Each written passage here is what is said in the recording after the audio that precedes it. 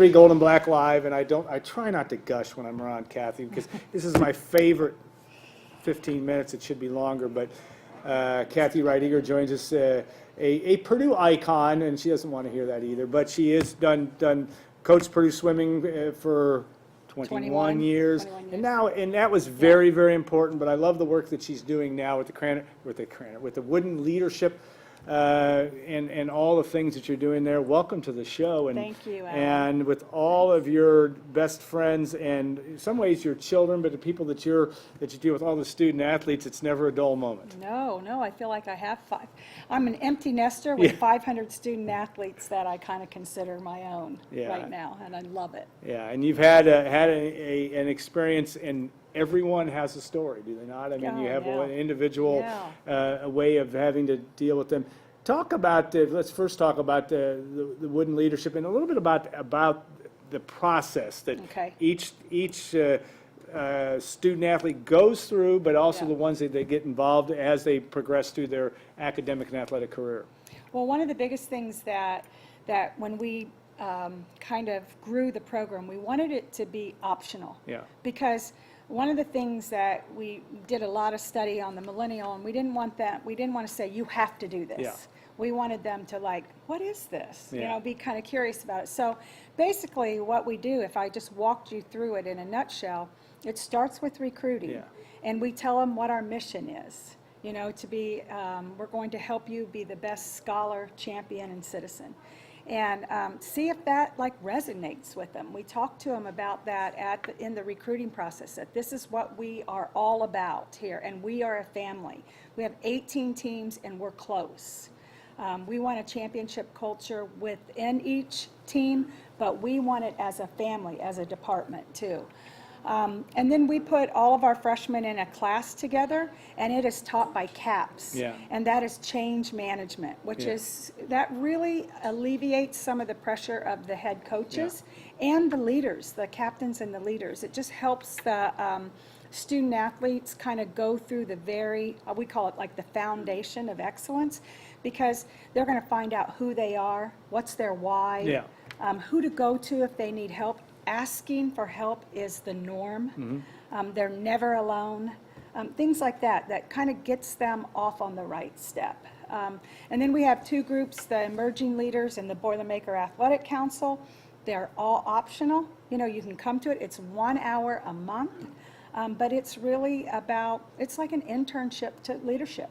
You know, what type of leader are you? Are you an introvert? Are you an extrovert? What's your team culture like? What is your part in the team culture? What's your role?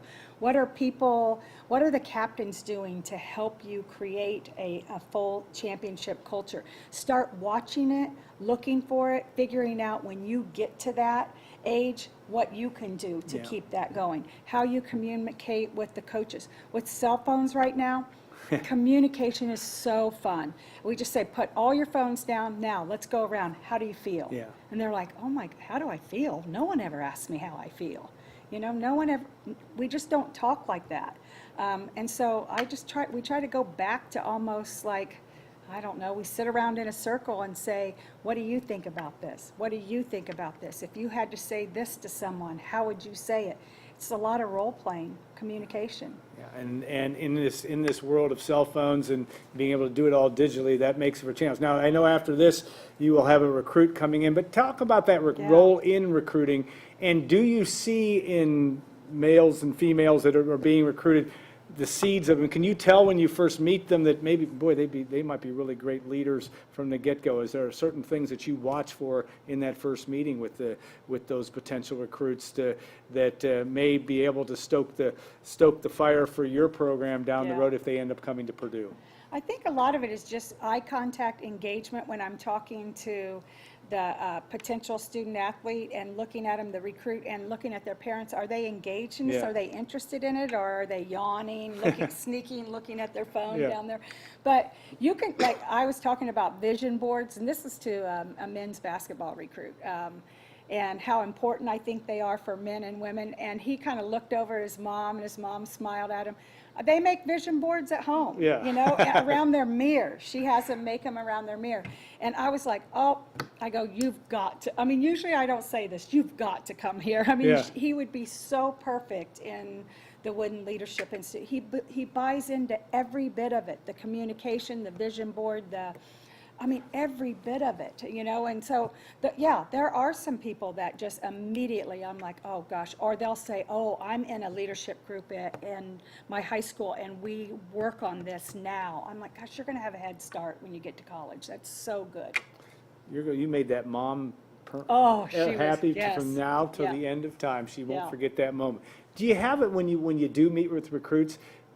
Can you go back and keep a mental check of ones you think will end up being at Purdue? Is there a predictability from your standpoint, or is it still as seems to be for a lot of coaches? There's no telling what that's going to happen. It just depends. Sometimes you think, oh, they loved it. That was good.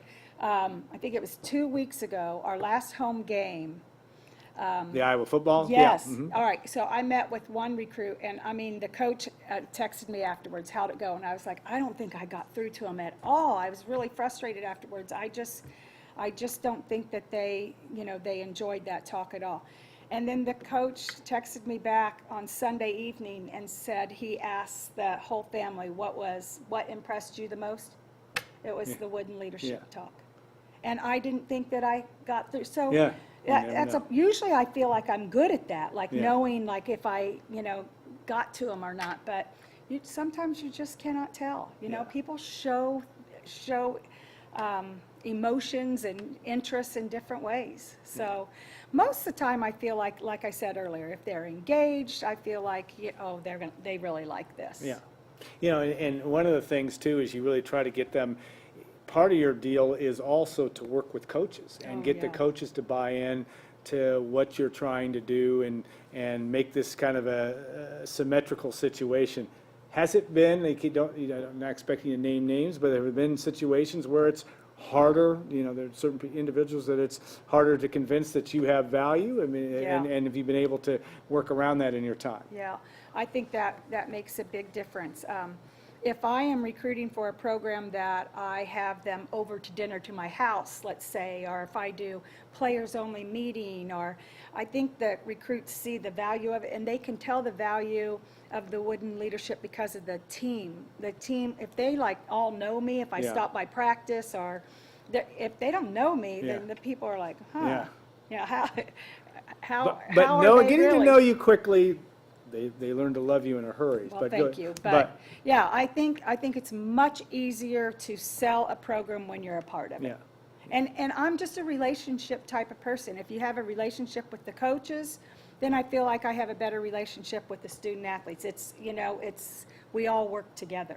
Yeah. John Wooden's story is one that can be told and has been told, and it's almost to the point of being mystical, if not. I'm not sure what other word I want to use there, but he lives by certain principles, and I thought this is not a book review thing, but I enjoyed that. Cathy gave me this book a couple weeks ago, and I actually read it completely, which is a rarity for me sometimes, and I'm giving it back, which is another thing. Coach Wooden and me and it's a story of Kareem AbdulJabbar's relationship with John Wooden, but I think it plays into, because it talks about the difficulty of coach-player relationship. And an African American in the 60s having to deal with somebody from the Midwest. What did it teach you, and as you work with coaches and work with student athletes in terms of that type of relationship and dealing with the principles of John Wooden? Well, once I read it, I was like, oh my gosh, I've got to get this for all the coaches right now. Because one of the things that, everything I've been reading and learning is, if you don't have a relationship with your student athletes, they're not going to trust you. And trust is everything. They aren't going to run through a wall for you if they don't trust you. And this just really spoke to me because I think back of it is like John Wooden was kind of conservative, and Kareem was more of an activist, and somehow they had to come together and do what was best for. It wasn't just for the team, but really it was for United States at that time. And honestly, with the climate that we're in today, I said, I kind of sounds related familiar. to it. Yes, yeah. yes, it And I does. knew that, some of our student athletes were talking about social justice and the kneeling, and I thought this is perfect, and it's, and it's a great way for us to get to see how John Wooden took 2 steps. Every relationship, if everyone takes 2 steps forward, we can meet. Yeah. And it was a perfect, didn't you love Oh, that, yeah. how they did that? Because they didn't always agree. No, And no, Wooden did no. not agree with some of Lou Alcindor's or Kareem AbdulJabbar's Mm-hmm. stances, not only when he was in college, but after. But it was an Afterwards. evolving relationship. Right, And that's right. what, maybe what it's kind of supposed to be all about. It's helped him, Absolutely. helped Kareem make decisions down the road Yeah. that were those kind of things. And I thought it also helped John Wooden see other side of the way things were in the world. That's what I thought. I thought it really pointed out about just an unconscious bias. You don't, how can Right, which you we all know have, what yeah. we don't Yeah, know? yeah. And I thought that Wooden had that growth mindset of saying, hey, I don't know how it feels. Yeah. That's never happened to me. And I think that was just something good for the student athletes and the coaches to see. Yeah. The last thing I want to hit on, and it's obviously been the story of the week, has been all the hubbub around Jeff Rahm and what might be next for him. But talk about stress in student athletes and how they, and there's so much pressure, not just to perform on the playing field or the courts, but this phone, this medium Yeah. creates stress. Yes, it does. Then you throw something like that on there. Yeah. How do you deal with that when they come into the office, and what's your strategy in the front end? And I know that's not an easy answer, but how do you look at it's that? real, and it's a big part of my job, and especially because I'm not determining their playing time. Yeah. So I have nothing to do with that. I don't Yeah. at all. So they can come to me and talk about some of their fears or some of their stresses that they might not share with their coaches, and stress is a big part of. It's a big part of the dialogue today. Teaching, I want to teach our student athletes to decipher between what's a 10, like an emergency, high stress, versus a 1. And for them not to lump it all into a 10. Yeah. If you lose your keys, that's not a 10. Yeah. Now, when a coach, when they think a coach can leave, that might not be a 10 for us, but for a student athlete, that could be a 10. Yeah.